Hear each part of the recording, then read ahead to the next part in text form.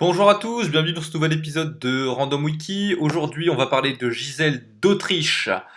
C'est parti, fiche Wikipédia. Alors, Gisèle Louise Marie de Habsbourg-Lorraine, archiduchesse d'Autriche et princesse de Bavière, le nom pas du tout long à dire et pas du tout chiant, née le 12 juillet 1856 à Luxembourg, c'est Luxembourg mais en laxatif, décédée le 27 juillet 1932 à Munich, était la deuxième fille de l'empereur et roi François-Joseph Ier d'Autriche et de son épouse Élisabeth en Bavière, la célèbre Sissi, Sissi l'impératrice, Sissi la coquine du bois que tout le monde connaît.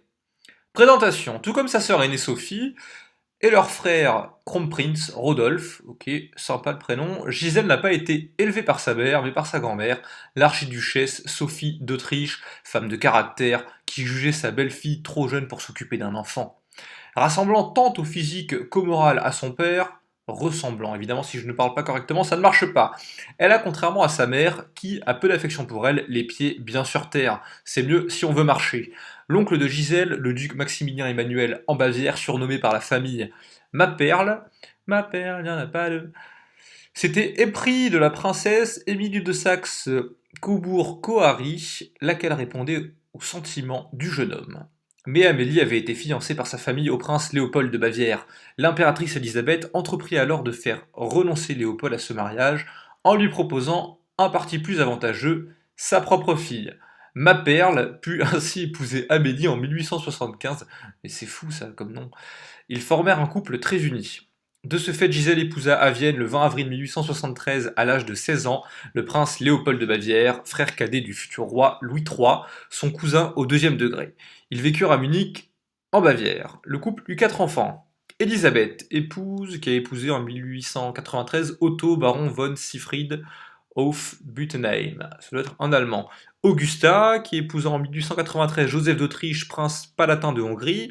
Georges, qui épousa en 1912 Isabelle d'Autriche Teschen, le mariage a été annulé apparemment en 1913. Et enfin Conrad, lui il a épousé personne, c'est pas précisé.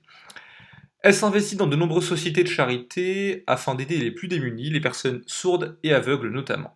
Les années 1880-90 sont des années d'épreuve. En 1886, le roi Louis II de Bavière est déclaré inapte à régner, destitué et enfermé dans un château.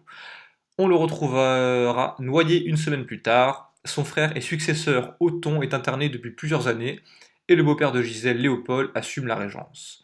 Dans le même temps, la duchesse d'Alençon, tante de Giel, songe à s'enfuir avec son médecin, un homme marié. C'est moche.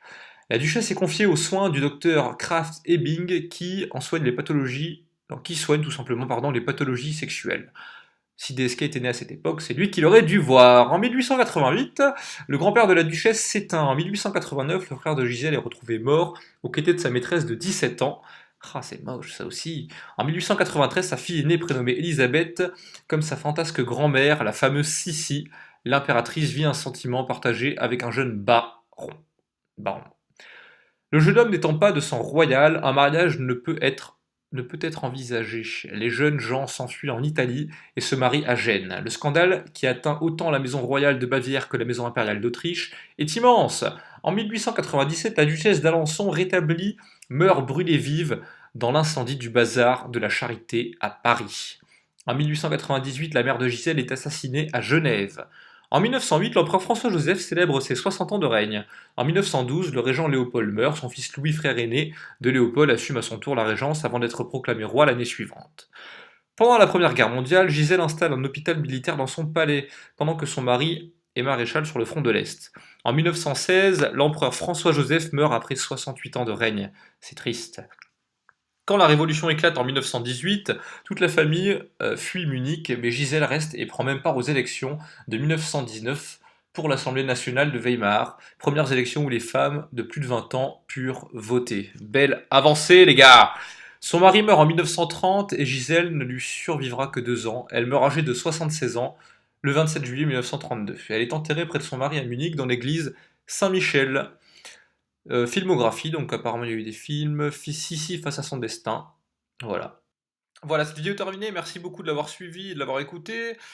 Je vous invite à vous abonner à ma chaîne et à la partager sur les réseaux sociaux et éventuellement mettre un pouce bleu si ça vous a plu. Merci, à bientôt!